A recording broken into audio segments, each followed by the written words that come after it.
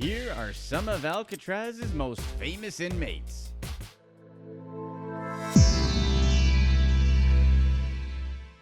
Number 11. Al Capone.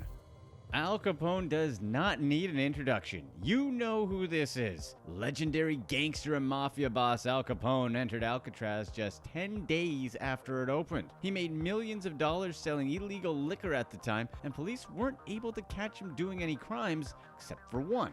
He actually would find reporters to brag about his exploits. At that time, he was making an estimated $100 million a year from all his different ventures. He was flashy in everything he did, from his suits to his Cadillac that was protected by 3,000 pounds of steel armor and bulletproof windows. Many people at the time saw him as a hero because he would give back to the poor through various charities. He once even opened a soup kitchen in Chicago. Government officials knew all about the things that he did, but they couldn't connect the crimes back to him. But the one major crime they were able to get him on was for tax evasion. Capone was first sent to the U.S. penitentiary in Atlanta after his conviction. He served several years in Atlanta before being transferred to Alcatraz. The reason he was transferred was because authorities discovered that he was bribing prison guards and other inmates. He had convinced many guards to work for him, and his prison cell had plenty of expensive things that other prisoners didn't have access to. For example, he actually had carpet in his cell.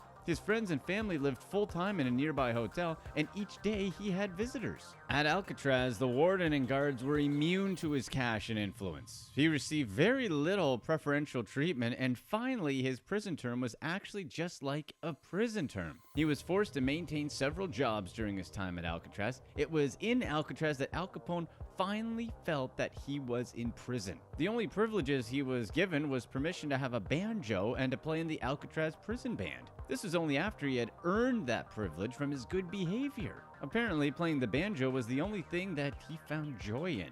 His time at Alcatraz was filled with bad health, and he spent the last year in Alcatraz at the prison's hospital. Because of his poor health, he was released, but he only lived for another 8 years after. Number 10. Mickey Cohen. Meyer Harris Mickey Cohen actually was first training to be a professional boxer instead of a career criminal. He started by boxing in illegal boxing matches in Los Angeles. His first professional boxing match was on April 8, 1930 against Patsy Farr in Cleveland. His last fight was on May 14, 1933 against Baby Arizmendi in Tijuana, Mexico. And that's when he started his life of crime in Chicago. His willingness to do whatever was necessary made him indispensable to Bugsy Siegel's Jewish mob. Under Siegel's tutelage, he helped Las Vegas gambling get off the ground. He rose up the ranks, privately eliminating anyone who stood in his way while publicly hobnobbing with Hollywood movie stars and running a string of legitimate businesses. He was highly successful in the underworld, and his career as a criminal was quite long. Cohen's financial indiscretions eventually allowed the feds to indict him, and he was sent to Alcatraz. Alcatraz was almost close to closing when Cohen made his 2 brief visits. Cohen actually served his time at Alcatraz in 2 parts. He was bailed out for 6 months in the middle of his prison term, being the only prisoner ever to be bailed out from Alcatraz. That fact is a testament to the far-reaching sway that Mickey Cohen held in political circles. When the prison closed in early 1963, he was transferred to Atlanta, where his luck finally ran out. Number 9. Robert Stroud. Maybe the most famous of all Alcatraz inmates is Robert Stroud, who was nicknamed the Birdman of Alcatraz. Why was he nicknamed Birdman? Well, the answer is really straightforward. He became an ornithologist in prison because he started studying birds after being put in solitary confinement. There was even a movie loosely based on his life called Birdman of Alcatraz. Despite his love for birds, Stroud was one of the most dangerous inmates in Alcatraz. He frequently had outbursts that had happened out of nowhere. Stroud's first stint in prison was at Leavenworth Penitentiary. Over the course of Stroud's 30 years there, he developed an interest in birds. He was initially allowed to breed birds and maintain a lab inside 2 adjoining segregation cells. Authorities felt that it would be a productive use of his time. As a result of this privilege, Stroud wrote 2 books on canaries and their diseases after having raised nearly 300 birds in prison. He carefully studied their habits and physiology. He even developed and marketed medicines for various bird ailments. Stroud was able to make scientific observations that would later benefit research on canaries. However, here's a funny story. Prison officials discovered that some of the equipment he had requested to study birds was actually being used to make alcohol. He was subsequently transferred to Alcatraz in 1942, and he spent a total of 17 years there. At Alcatraz, he wasn't allowed to keep birds, but he instead wrote a book on the history of prisons and studied law. However, his nickname still stuck around in Alcatraz. Prisoners and guards both feared and hated Robert Stroud. The common knowledge was that, quote, Stroud loves birds and hates people. And that makes sense because he was diagnosed as a psychopath. When the movie Birdman of Alcatraz came out, many people begged for Stroud's release. However, that of course didn't happen. Former inmates of Alcatraz say that the real Stroud was far more sinister and dangerous than the fictionalized version of the Birdman portrayed on film. Number 8. Frank Morris. Frank Morris was arguably the mastermind behind the most famous escape attempt from Alcatraz. Morris had a long history of being in and out of jail. He was abandoned by his parents as a kid, so he grew up in foster homes. He was convicted for his first crime at age 13, and by his late teens, he had already been arrested for armed robbery. However, it was his intelligence that made him stand out. Morris was in the 98th percentile in intelligence with an IQ of 133. He served time in Florida and Georgia, and he was actually able to escape from the Louisiana State Penitentiary while serving time for bank robbery. So the Alcatraz escape wasn't his first rodeo, but police found him a year later while he was committing a burglary. And that's when he was sent to Alcatraz. At Alcatraz, he quickly began plotting the elaborate escape with fellow inmates Alan West and brothers John and Clarence Anglin. They eventually attempted their escape in 1962, with all but Alan West successfully leaving Alcatraz. Alan West failed to escape because he got stuck trying to remove his vent in order to get behind the wall. Of course, there are various conspiracies on where any of them went after getting out of Alcatraz. No bodies were ever recovered. Number 7. The Anglin Brothers. John and Clarence Anglin, or better known as the Anglin Brothers, of the famous escape attempt, were born into a big family with 13 children. Clarence was first caught breaking and entering when he was just 14 years old. By the early 1950s, John and Clarence began robbing banks and other businesses together as a team. Even though they did crime, the Anglin Brothers didn't believe in hurting anyone. When they robbed a business, they chose a time when the business was closed. They robbed banks with only toy guns, only for the effect. In 1958, John and Clarence robbed the Columbia Savings Bank building with fake guns. They both received 15 to 20-year sentences for their role.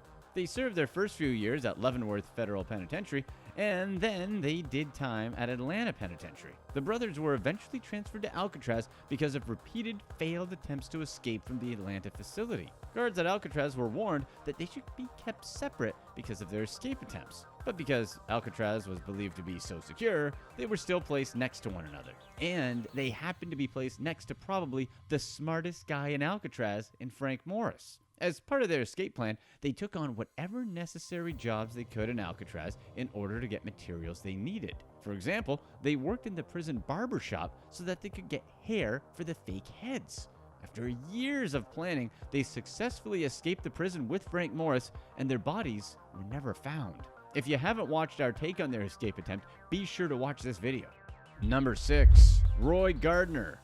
Roy Gardner was once America's most infamous prison escapee. He was the most famous escaped convict during the Roaring '20s. Alcatraz was rebuilt from a military prison to a general federal prison in order to deal with criminal escapees exactly like Roy Gardner. Gardner is known as the last great American train robber. During his criminal career, he stole over $350,000 in cash and securities. He was a one-man bandit operating in the Midwest by robbing passengers and mail trains. However, what he was most famous for was his successful prison escape from McNeil Prison. That prison was supposedly the most secure prison in America before Alcatraz was built. He was able to escape by using 2 fellow inmates as decoys. He had convinced them that he had paid off the prison guards and they would be able to get away safely. Of course, that didn't happen. Gardner just wanted to not get all the attention himself during his escape attempt. He didn't really care whether the other 2 guys made it or not. Because of him being able to convince other inmates to join in his escape attempt, Gardner was able to get away with only a minor injury to his leg. He then swam to a neighboring island and stayed free for the next few months. But he became number 1 on the most wanted list at that time. He was recaptured several months later while attempting to rob a mail train, and he was sentenced to an additional 25 years in prison. He did time at 2 more prisons, both of which he attempted to escape. This guy doesn't know the definition of quit. Finally, authorities smartened up. He was finally transferred to Alcatraz in 1934. At Alcatraz, he was feared as one of its most hardened inmates. In his final year of prison, Gardner planned an escape from Alcatraz with a fellow inmate, but he never saw it through because he was released on parole in 1936. Number 5. Alvin Creepy Karpis. Just like Machine Gun Kelly, Alvin Francis Karpis saw kidnapping as an easier way to make money. At that time, kidnapping wasn't a federal crime until after the kidnapping of Charles Lindbergh's baby. It was just more lucrative and safer to kidnap rich people than robbing banks. Alvin came to be known as Creepy by fellow gang members just because they thought he had a creepy grin. He was the brains behind the Barker Karpis gang because he supposedly had a photographic memory and was known as super smart by other criminals. The gang was known for their ruthlessness and longevity during the early 1930s. In 1933, the gang kidnapped William Ham, a millionaire Minnesota brewer. His ransom netted them $100,000. Shortly afterwards, they also abducted Minnesota banker Edward Bremer. That ransom brought them $200,000. But that kidnapping proved to be the beginning of their end.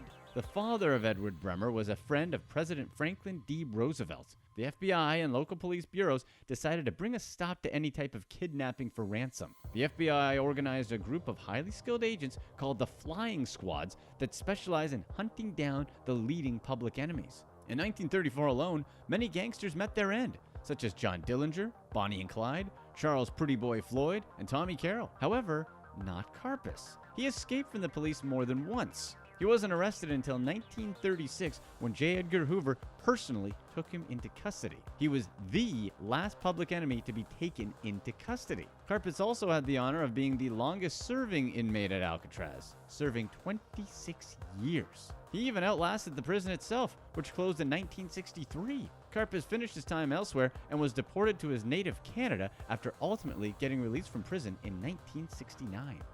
Number 4. Henry Young. Henry Young was one of the most infamous inmates to occupy a cell at Alcatraz. He caused nothing but trouble for the guards there, and that's what he wanted. For example, he had led a work strike and he consistently threw items at guards from his cell. He also attempted to escape Alcatraz with 4 other inmates in 1939. His time at Alcatraz inspired a movie called Murder in the First. However, what happened to the movie Henry was completely different with what actually happened to Henry in real life. He was held in the disciplinary segregation unit in the main cell house for a few months as punishment for the escape attempt, not 3 years in solitary confinement as the movie claimed. Around a year later, Young went ahead and, let's call it, took care of one of the inmates who had tried to escape with him. Young's trial led to questions about how the prison was run. While Young had always been considered unstable, his behavior became more bizarre as time went on. He would do such things as refusing to eat, or he would have intense bouts of laughing or crying. He became a religious zealot, claiming that the staff at Alcatraz were persecuting him. Prison authorities were baffled. Was he mentally disturbed or a genius at faking mental disorders? In 1948, Young was transferred from Alcatraz to the Medical Center for Federal Prisoners, Springfield, Missouri. He was later transferred to Washington State Penitentiary at Walla Walla. Young jumped parole in 1972, and after being released from Walla Walla, and since then, no one has seen or heard from him ever since. Number 3. Arthur Doc Barker. Arthur Doc Barker was another member of the infamous Barker Karpis gang, which was founded by his brother Fred Barker and Alvin Creepy Karpis, someone you just heard us talk about. Generally known as Doc, Arthur was typically called on for the action while Fred and Karpis were the brains of the gang's crimes. Remember the 2 wealthy St. Paul businessmen, William Ham and Edward Bremer? Barker was personally grabbed both Ham and Bremer during the kidnappings, intimidating them with his brutality. However, it was Barker who made a slip-up that led to the gang's capture. Having collected the ransom for Bremer, Barker was driving him to the drop-off point. Along the way, he stopped to refuel. He removed a glove while he was holding the gas can. The discarded can was later recovered and Barker's fingerprints were identified. He was arrested and convicted of kidnapping in 1935, and by 1936, he was already sent to Alcatraz. 3 years later, Barker was part of the inmates with Henry Young that attempted an escape from Alcatraz. They sawed through 4 sets of prison bars and concealed the cuts with putty. Eventually, they climbed over the high walls of the prison on a foggy night and escaped to the beach. The guards spotted them, and that's when things didn't go well for him. Barker didn't make it. Barker was often described as a dimwit and a drunk. However, fellow Alcatraz inmate Henry Young said that he was determined and ruthless, and that once he started doing something he wanted to do, nothing could stop him. Number 2. Machine Gun Kelly. Machine Gun Kelly was born George Kelly Barnes Jr., but did you know that he attended college and he studied agriculture? Yeah, Kelly came from a good family, and he started his life on the straight and narrow path. But his life quickly changed with a marriage. That sudden marriage led him to drop out of school, and he got involved in bootlegging during Prohibition to make ends meet. Kelly didn't really hit the big time in crime until he met and married a more experienced criminal named Catherine Thorne. Catherine groomed her new husband for success by buying him a Thompson machine gun. She was the one who encouraged him to learn how to use it so he could make a bigger name for himself. His crimes and his nickname of Machine Gun Kelly spread. Even the FBI's wanted posters described him as an expert machine gunner, and he became one of the most famous criminals in the U.S. They were arrested after they made a mistake during their kidnapping of an Oklahoma oil tycoon named Charles Urschel. They were able to successfully secure the $200,000 ransom and return Urschel unharmed. However, Urschel had a great memory. Despite being blindfolded, he remembered vivid details of his kidnapping. He had noticed the sounds of oil pumps working in a nearby field, and he also noticed that a twin-engine airplane had flown directly overhead daily. That was valuable information that led police to Kelly and Thorne. They were convicted and sentenced to life. Kelly didn't make it any easier on himself after he bragged that he would break himself and his wife out of prison in time for Christmas. The authorities took him seriously and decided to ship him to Alcatraz, where he'd spend a total of 17 years. The time he served was the era of the silence rule and considered the toughest years of the prison's history. Even though he had a fearsome-sounding nickname, Kelly was actually a model inmate at Alcatraz. He was so well behaved that other inmates began to refer him as Pop Gun Kelly. Number 1. James Whitey Bulger. James Whitey Bulger is arguably the most famous Alcatraz inmate for today's generation because of portrayals of him in recent Hollywood movies. Bulger began his career as a gang member in Boston in the early 1940s. Early in his criminal career, local police gave Bulger the nickname Whitey because of his blonde hair.